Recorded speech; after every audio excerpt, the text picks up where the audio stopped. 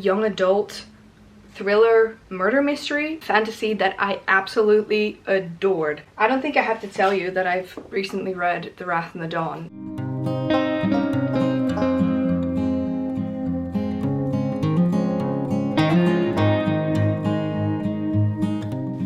Hello lovely bookworms, and welcome to a new recent reads wrap up. So it's been a while since I shared any of the books that I've read on here, and I figured it was high time that we started doing that again. I have not picked out all of the books that I've read. I have picked out 10 that I think are interesting to talk about because I've read quite a lot of graphic novels, did a little bit of reading the same books again, which, I mean, I don't think I have to tell you that I've recently read The Wrath and the Dawn. It is one of those things that I don't have to talk about. It's something that I do quarterly almost. No, the last time I read it was last year, so I figured it was high time to pick it up again. So I'm gonna go over 10 books, all in different categories, because I have fantasy, romance, middle grades. I have a self-help book, so a non-fiction. I don't know if it's a self-help book, but it's a non-fiction anyway. So all different genres, which is surprising for me. I used to only be a either fantasy or crime reader, but I've also read, well, a scala of things. So without further ado, let's just dive into the books that I want to talk to you about. So the first book is one that I had for a little bit, and that is Check and Mate by Ellie Hazelwood. So this follows two main characters. It follows Mallory, and Mallory actually tries to figure out how to make ends meet with, I think, her mother. She still lives at home, and in doing so she actually enters a check match. She used to play check all the time, and she actually decided to quit because of something that happened in her life. And when she goes to that tournament to try and get a little bit of money, she's picked up and she meets the best player in the world. What was his name again? Nolan, I think. Nolan Sawyer. And this is about their story, how they meet. It's a romance, so I think you can sort of guess at least part of the plot. This one felt a little bit flat for me. I want to say it's because of the smut. It is not. There's no smut in here. It's very much a fade to grey kind of book. But I have to say that I felt like the plot was a little bit flat. I would have liked a lot more intrigue from this, a little bit more in depth about the character development. I felt like for a romance book, which is so heavily centered around the characters were a little bit on the shallower side. And I have to say that I didn't really like the main protagonist. I mean, I know I can't level with her, which is completely fine. I don't mind that in books. But I feel like I couldn't, not even understand, but I just didn't like her. So this was definitely not my most favorite book. I think I gave this 2 or 3 stars, which is, it's okay. I did enjoy parts of it, but it was definitely not my favorite. I think it's also due to the fact that it's quite small. I think my favorite book from Ellie Hazelwood, which is here somewhere, The Love Hypothesis, is bigger. This one is going to be turned into a TV show or a movie, and I'm so excited. We're not talking about The Love Hypothesis though. And I have to say that this just felt a little bit flat for me. So yeah, 3 stars I think is correct because it falls right in the middle there. Next up we have a fantasy that I absolutely adored, and that is One Dark Window by Rachel Gillick. I'm currently reading the sequel to this, and in this one we follow Elspeth Spindle, who actually is able to see Providence cards. So the entire magic system in this book is Providence cards, and the goal of this is she basically meets someone who is trying to collect the deck, and she's gonna help them. But what is interesting is that Elspeth actually has a monster in her head, a nightmare, that she collected from a nightmare card, and that is a big part of the plot. I can't say too much about this book besides that it's fantasy, dark, and I love the magic system without spoiling you, so I'm not going to go into that. With this one I do have to say that the main protagonist was a tad bit annoying from time to time, but I didn't mind following her at all, so I could still see the general direction she was going in. I also loved the love interest in this, who's called Raven, and in general I just feel like it's a really solid book. This is a duology, and I have to say that I prefer duologies over trilogies because I find that either the first or the second book lack depth. So either the second one is just a setup for the third book, the first one is just a setup for the entire world, which is interesting, but then to me, just put it in one bigger book and have two. And the second one I'm reading so far, I'm really enjoying, so I definitely recommend this book. And I just love the magic system. I think the magic system is definitely my favorite part about this, and I get where all the hype for this book is coming from. It's definitely well deserved. Next up, I have a middle grade, which I think is a little bit less known. I have read the first one. This is the second book, and that is Pages & Co. The Lost Fairy Tales by Anna James.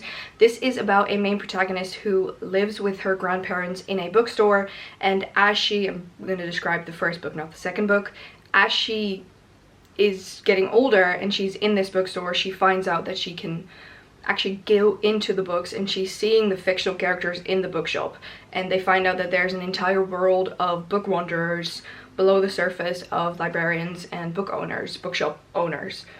This is a really interesting story. I loved going into those stories that are her favorites and just seeing those characters come to life in the way that it does in this book. The second book is a continuation of the first, so I can't really say anything about the plot, but I loved it, and I already have the third book somewhere lined up. I'm definitely going to continue this series. Really, really good middle grade if you want something magical, not too in-depth, but still with nice twists and just in general nice characters. So really recommend this series. Moving on to book number 4, this is another romance read and quite a dense one, and that is Off to the Races by Elsie Silver. This was, I think, my first Elsie Silver book, and this is the Gold Rush Ranch series. So in this one we follow Billy. I keep forgetting characters. We follow Billy, and she actually wants to become the, what is it, chief of a paddock. So she is into horse racing and she wants to become a lead trainer, that was the word. And to do so, she actually goes to the Gold Rush Ranch to help out the new owner whose grandfather passed away, and he has to take over the family business. This is an interesting story, but what I missed in this is depth of the racetracks.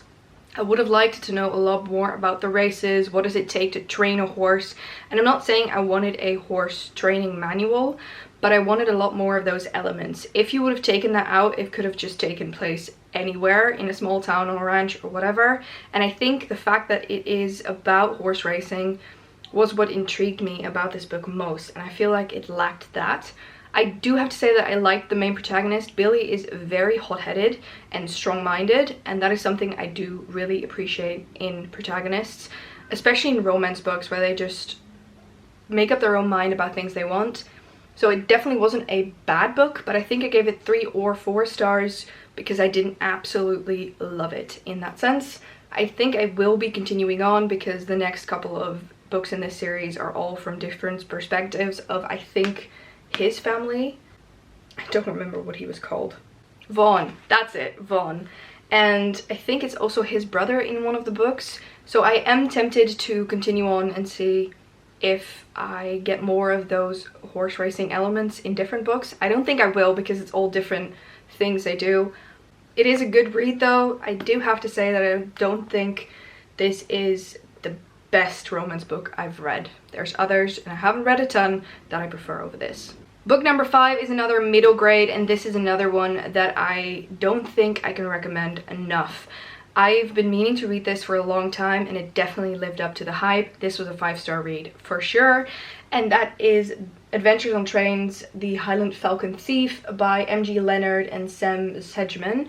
This is following Harrison, and Harrison actually has to go on the final voyage of the Highland Falcon, which is a famous British train. It's fictional though, it doesn't exist, because his mom is getting a kid. She's pregnant and she has to go to the hospital to have his, I think, baby sister. And in this one he actually goes with his uncle, who is a reporter on trains, and there they actually realize that there's a thief on the train and they have to figure out who did it. They actually think it's Harrison at some point. He meets someone on the train that they become sort of a duo partnership to try and figure out who stole from the other passengers, and I really enjoy this. I'm pretty sure there's some others in the series also with murders involved, so I'm excited to see how it will go from this up a notch to murder, because usually the scale is, you know, thievery and then murder, logically. And I really enjoyed this book, so I think I can't recommend it enough. I really want to check out the second, third, for the rest of the series and just continue on with this series. Next up, I have another Elsie Silver book, but this one is from a different series, and that is Flawless, which is the, I think it's something Brother series. I'm not completely sure what the series is called, but this is the first book in this series. You have a lot that all have one word: flawless, hopeless, powerless. I think those. This first one actually follows a bull rider who is a little bit of a bad boy and has a bit of a, I think, a bad image more than that he is a bad boy, and he needs to get rid of this bad image because it is not very good for all of his promoters, and it's costing him money, and it's costing his what is it, his team and his manager, I think, money, his agent, that's it. And so his agent's daughter actually is hired to make sure that he stays within those boundaries and in those lines. What I really prefer about this one over the other book I read by Elsie Silver is that this one definitely has the bull riding elements and like that element of the shows and going bull riding and kind of what it takes, opposed to the other one. This one has that a lot more. Again, I really love the main protagonist. She is very, very feisty, and I love that. I don't think I even mentioned we are following Summer, who is the female protagonist, and Rhett, who is the bull rider. And in general, I just really liked both of their sentiments. Him for being who he is and believing in the things he believes in, and her for trying to really do her job and standing her ground on either men or whatever it is in her life. I really enjoyed this one, and I can't wait to pick up the second one. I know that there's a lot of different tropes in this series, and again, I think we follow Rhett's family after this, so I think his brother or a friend, something along those lines, so it's situated around the men and then the women come in, if that makes sense. It doesn't follow the women and then men comes in. Whatever, it doesn't really matter. But I really enjoyed this one, and I definitely recommend this one over Off to the Races, because I find that this one has more of the elements of, in this case, the bull riding that I would want, because that's why I pick up a book. I want the romance, but I also want the atmosphere and just the plot to not only be the romance, but also who are these people and how do they go through life and go from one point to the other. So I think the characters were a little less flat as well. I really enjoyed this, so I'm definitely going to pick up the second book. I think it's already somewhere on my shelves here, so I hope I can get to pick that up quite quickly. So the next one I want to talk about, I am counting as one book, even though it's 4, because I want to talk about this entire series, and that is the Rebel Blue Wrench series by Lila Sage. I have all 4 books here, so I have Done and Dusted, Swift and Saddled, Lost and Lassoed, and the last one, which is Wild and Wrangled. In this first one, we follow Luke and Emmy. In this second one, we follow Wes and Ada. Then in the third one, we have Gus and Teddy. And in the last one, it's Dusty and Camille. These are the only ones who are not related, blood related to the, you know, the rest of the trio. So Emmy is the first one. She's the daughter of the bunch. Then we have Wes, who is the youngest son, and we have Gus. And then Dusty and Camille are friends of the family, and Camille's actually the mother of Gus's daughter, or their daughter, which was not a relationship, but just not a happy accident, let me say that. This series is incredible. I have to say that I think that these are my favorite romance reads I have read, and I know that doesn't mean a lot coming from me considering I've not read a lot of romance, but this is my favorite series. I have to admit that the first one is not my favorite. I loved it still. When I read it the first time, I loved it. But if I have to say what my order is, I would say Lost and Lassoed. This is a definite number 1. This is my favorite. So Teddy is, I think, the most feisty out of the main protagonists. I love a feisty protagonist. And Gus is also very stubborn. And I love the fact that these go from sort of an enemies to lovers kind of thing. Then I think my second favorite is Wes and Ada. And Wes is actually a little bit nicer than Gus. And Ada is actually a home designer or an interior designer who helps Wes with the designing of, I think they're bungalows, like bed and breakfasts. Then we have Emmy and Luke. I think that's my third one. I have to say that I love Emmy, and I loved the story behind this. So this is definitely my third. and I have to say this is my least favorite. It also took me the longest to finish this one. I didn't hate it, but this was a 3. I think these two were 4, and this is definitely a 5-star. These are my favorite romance reads. I have to say that I wouldn't have minded if it stopped after 3. This is, yeah, I liked it, but it is not my favorite. But these are just incredible. They all are situated at the Rebel Blue Ranch or the surrounding town. And I love that all 4 of them have a little bit of a different premise. All of the characters are very well rounded. I love following their stories. I really hope that Lila Sage will go back one day and talk about the trios, so the 2 brothers, so basically Gus, Wes, and Emmy's parents. I'd love to read that story. But this series is just really, really good, and if you want to get into cowboy romances, I can definitely recommend these. I think cowboy romances is definitely something I've picked up this year, and I am in love. Also, I love the way these are illustrated. They're just, yeah. I really, really enjoyed these, as you can clearly tell. So that's, well, I would say books number 6. Yeah. So this next up is a young adult thriller murder mystery, and that is How to Survive a Horror Movie by Skylar Dunmore. And this is following Charlie and her best friend. They actually have horror movie night every single week, but then some of the girls go, well, first missing, then dead, and everything's pronounced an accident or suicide. And then Charlie actually starts to see the girls, and she feels like there's a lot more amiss. She thinks that they were all murdered by the same person, and she's trying to figure out what happened. And I have to say that the premise of this book is great. I love the atmosphere of the book. I did like the main character, even though she was a little bit dim-witted sometimes.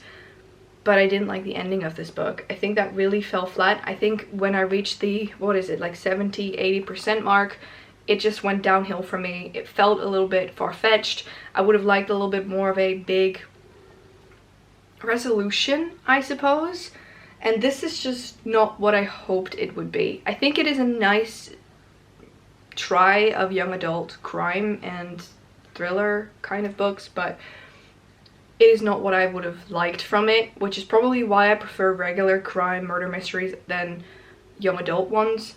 It was still a good atmosphere, so I still had a good time reading this. I think I gave this 3 stars, but I don't think I would recommend it unless you want to try out young adult thriller books. Then I would recommend it because it has a nice atmosphere, and it's not incredible. It just didn't really turn out to be what I wanted from the book, which is maybe more my fault than the book's fault. So 3 stars.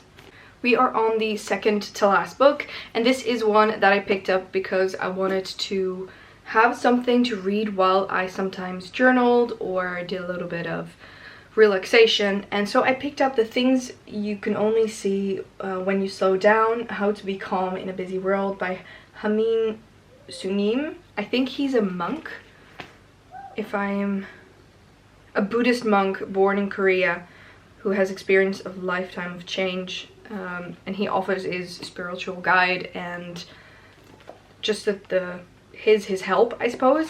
I really liked the way that this was written. I don't know if I can show you, but there's illustrations in it, and I also really like they have a little bit of a introductory chapter before he actually goes into the things that he cares about. It's more of a poem style than anything else, and I saw that he did something else as well, so I would like to see if I can get that one as well. So for example, he says, when you ask a question and there is no response, then that is the answer. There's a lot of these rhetorical questions that help you see through different lens, but this just really resonated with me. So for example, he also says, if you become successful but aren't happy, then what is the point? And there's a lot of these kinds of sayings and quotes in there that really help you see things a little bit more differently and perhaps a little bit more calmly, because sometimes we get frustrated about others until we look at things from their perspective. And I think I will definitely pick up this book in a couple years time and see the things I've highlighted.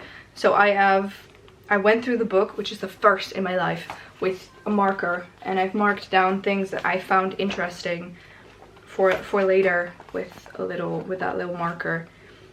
So this one, for example, says, if you are hesitant, then you might not have found the right one yet. I think this one was about like a partner. So we have different chapters: rest, mindfulness, passion, relationships, love, life, the future, spirituality, and then the epilogue is your original face.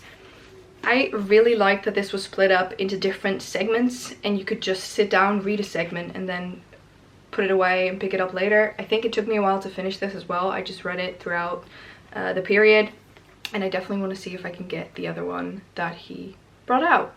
And then we're already on the last book that I wanted to talk about today, and that is The Retreat by Sarah Pierce. So this is a locked room murder mystery. This is the second book in the Elin Warner series, and I think the second to last. I think it's a trilogy. The last one's The Wilds, the first one's The Sanatorium. In this one, we once again follow Elin, and she has to go to this retreat where someone ends up dead, and they have to investigate what happened. She actually fell off a cliff, but that person was not supposed to be on the island. The other perspective we get is from the guests, the group of whom someone dies.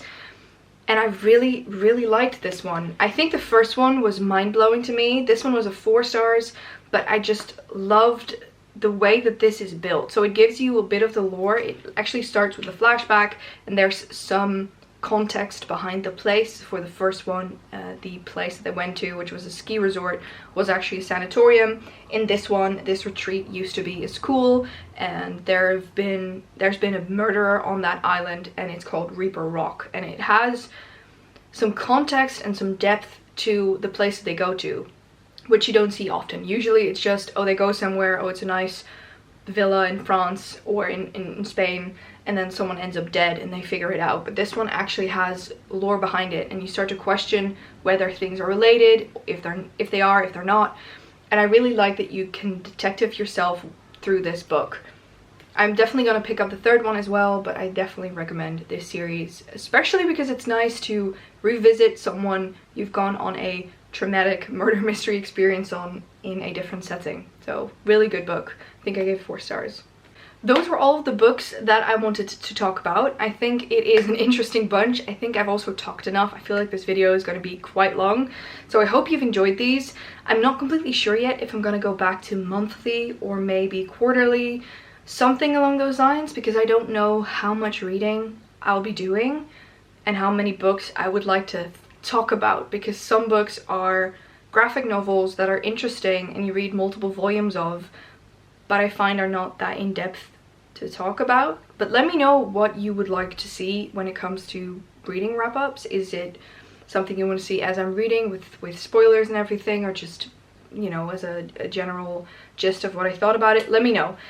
That said, thank you so much for watching. Please subscribe to our channel and press that little bell icon so you get post notifications every single time that we post. And I hope to see you all in the next one. Bye!